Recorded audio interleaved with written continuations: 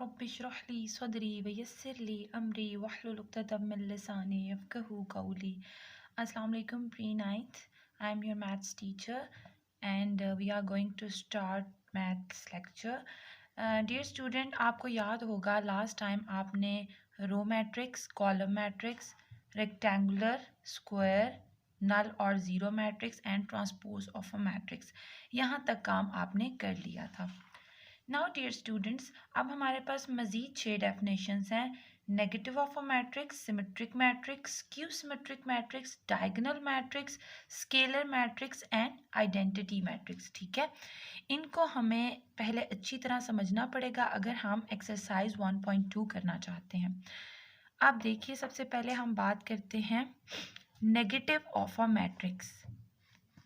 Let A be a matrix, then its negative minus A is obtained by changing the sign of all the entries of A.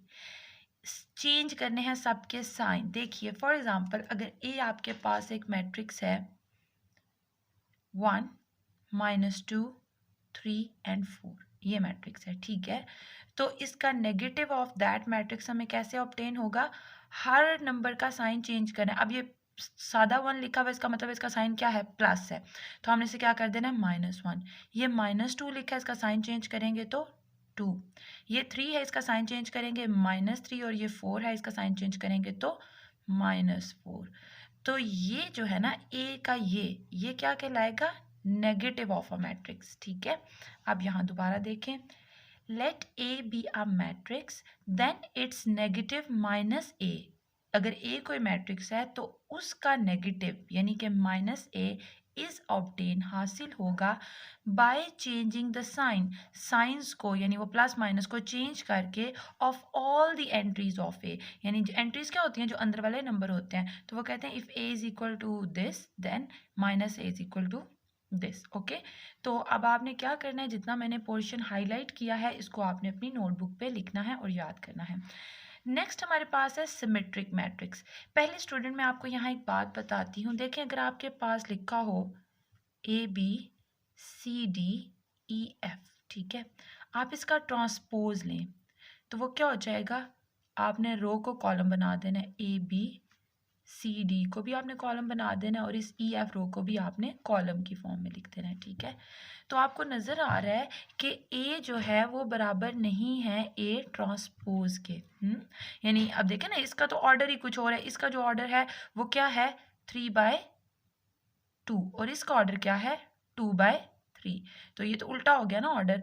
तो इसका मतलब है ये दोनों equal तो नहीं है। लेकिन कभी कभी ऐसा होता है, जैसे मैं आपके सामने लिखूं 1 2 2 3, ये मैं मैट्रिक्स एक लिख देती हूँ आपके सामने। ठीक है, अब मैं इसका ट्रांसपोज लेती हूँ तो वो क्या हो जाएगा? रो, ये वाली रो कॉलम बनाएंगे तो 1 2, और ये वाली रो जब हम कॉलम बनाएंगे तो 2 3।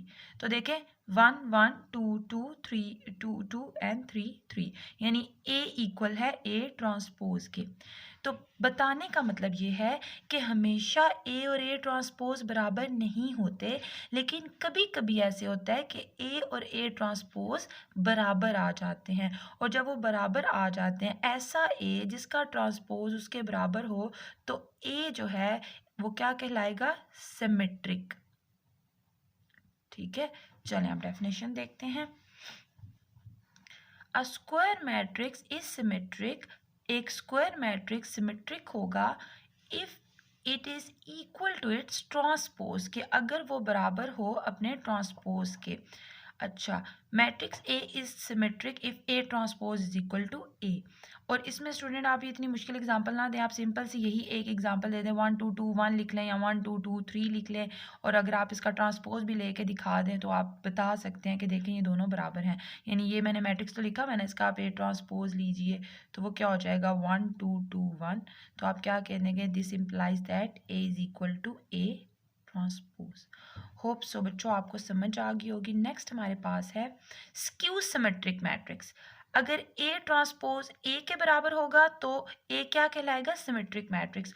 और अगर A transpose negative of A यानी -A के बराबर होगा तो फिर वो क्या कहलाएगा? Skew symmetric matrix. इसकी एग्जांपल ज़रा देखें, यहीं पे ही देखें। ए आपके पास क्या है 0 -2 2 एंड 0, ठीक है। अब इसका माइनस ए ज़रा पहले ही हम निकाल के रख लेते हैं। माइनस ए क्या होगा, 0 का तो कोई साइन ही नहीं होता है, ना प्लस ना माइनस, तो 0 तो एज इट इज़ आ जाएगा। -2 की जगह 2 और 2 की जगह -2 एंड 0 की जगह तो 0 ही रहेगा। अच्छा, अब ज़रा इस ए का देखें, ए आपके पास क्या है 0 -2 2 एंड 0, ठीक है। इसका ट्रांसपोज लेते हैं तो वो क्या हो जाएगा 0 -2, यानी ये वाली रो मैंने कॉलम बना दिया और 2 0, ये दूसरी रो भी मैंने कॉलम बना दिया, ठीक है। अब देखें कि जो ए ट्रांसपोज है वो ए के बराबर तो नहीं है, क्योंकि इसकी पहली एंट्री तो चलें ठीक है 0 0 ही है। इधर -2 है, इधर 2 है, यानी साइन चेंज है। इधर 2 है, इधर -2 है, फिर साइन चेंज है, और 0 की तो कोई बात ही नहीं होती। इसका मतलब है ए ट्रांसपोज में दोनों के साइन चूंकि चेंज है, इसलिए ये -a के बराबर है। यही तो हमने पढ़ा था ना, नेगेटिव ऑफ मैट्रिक्स यही तो होता है। तो इस तरह से आप कोई भी एग्जाम्पल दे सकते हैं खुद से, आसान से एग्जाम्पल, ठीक है। नेक्स्ट आपके पास है diagonal matrix. A square matrix A is called a diagonal matrix. अच्छा, डायगोनल देखें क्या होता है, अगर आपके पास ये एक स्क्वायर हो ना, ठीक है, ये स्क्वायर है, तो इस स्क्वायर की ये जो लाइन होती है ना, ये वाली लाइन, इसको कहते हैं डायगोनल मैट्रिक्स, ठीक है।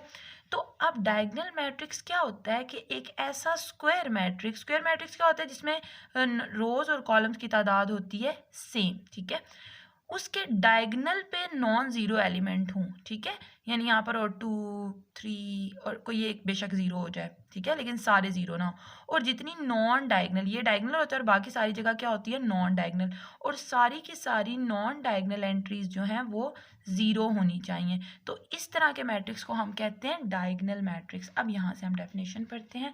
अ square matrix A is called a diagonal matrix if at least any one of the entry of its diagonal is not zero, कि अगर उसका ये जो डायगोनल है उसकी कम से कम कोई एक एंट्री जीरो के बराबर ना हो, and non diagonal entries are zero, लेकिन नॉन डायगोनल सारी की सारी एंट्रीज जीरो हों, तो ऐसे मैट्रिक्स को हम डायगोनल मैट्रिक्स कहते हैं। देखिए जी, यहाँ पर देखें, ये देखिए इसका जो डायगोनल आपको नज़र आ रहा है 1 2 3, ये देखिए ये जो चीज़ है ये वाली, ये 1 2 3 क्या है डायगोनल, और ये नॉन जीरो है और बाकी सारी एंट्रीज जीरो हैं। इसी तरह यहाँ देखें डायगोनल है वो नॉन जीरो है, बाकी सारी एंट्रीज जीरो हैं। और डायगोनल में ये ज़रूरी नहीं होता कि सारे ही यहाँ पर नॉन जीरो हों, कम से कम एक नॉन जीरो होना चाहिए, बाकी बेशक जीरो हो जाए, ठीक है। तो यहाँ पर एक जीरो है, दो नॉन जीरो है, और नॉन डायगोनल एंट्रीज के लिए कन्फर्म है कि वो जीरो ही होनी चाहिए, तो फिर इसे क्या कहते हैं डायगोनल मैट्रिक्स। नेक्स्ट हमारे पास है स्केलर मैट्रिक्स। अच्छा, अगर इसी डायगोनल मैट्रिक्स के अंदर ये जो तीनों एंट्रीज हैं ये सेम हों और 0 और 1 के बराबर ना हो, तो वो स्केलर मैट्रिक्स कहलाता है। देखें, अ डायगोनल मैट्रिक्स, एक ऐसा diagonal matrix is called a scalar matrix if all the diagonal entries are same, अगर तमाम की तमाम डायगोनल एंट्रीज क्या हो सेम हो, ठीक है, यानी 2 2 2 3 3 3 4 4 4 इस तरह, और बाकी सारी वो साइड्स वाली तो होंगी जीरो। फॉर एग्जाम्पल यहाँ पर देखो इन्होंने क्या किया है कि बजाय वो 1 2 3 लिखे उन्होंने जनरल के लिख दिया कि के का मतलब है कोई भी नंबर हो सकता है पर वो सेम होगा, where k is constant not equal to 0 and 1। अब के अगर 0 के इक्वल हुआ तो देखिए ये तो 0 0 0 0 0 0 0 0 0, ये तो नल मैट्रिक्स बन जाएगा ना, तो ये फिर हमारे पास स्केलर नहीं रहेगा, इसलिए के 0 के बराबर नहीं हो सकता। और 1 की रीज़न अभी आपको पता चलेगी नेक्स्ट डेफिनेशन में। नेक्स्ट हमारे पास है identity matrix. A diagonal matrix is called identity matrix if all diagonal entries are 1। अगर यहाँ पर पहले किसकी बात थी डायगोनल मैट्रिक्स की, डायगोनल मैट्रिक्स के बाद किसकी बात थी स्केलर मैट्रिक्स की, और स्केलर मैट्रिक्स में अगर ये जो आपके पास ये जो वैल्यूज़ होती हैं डायगोनल एंट्रीज ये 1 के बराबर हों, तो उस मैट्रिक्स को हम कहते हैं यूनिट मैट्रिक्स। अब ये जो मेरे पास मैंने लिखा है ना i इज इक्वल टू 1 0 0 1, देखो ना ये इसकी डायगोनल एंट्रीज 1 के बराबर है और नॉन डायगोनल एंट्रीज 0 हैं, तो ये 2/2 का आइडेंटिटी मैट्रिक्स है और ये 3/3 का है, ठीक है। तो यहाँ तक स्टूडेंट्स, अब आपका होमवर्क क्या है, आपका होमवर्क है कि आपने राइट करनी है 6 definition on your notebook, okay, and learn by heart. Okay students, Allah Hafiz.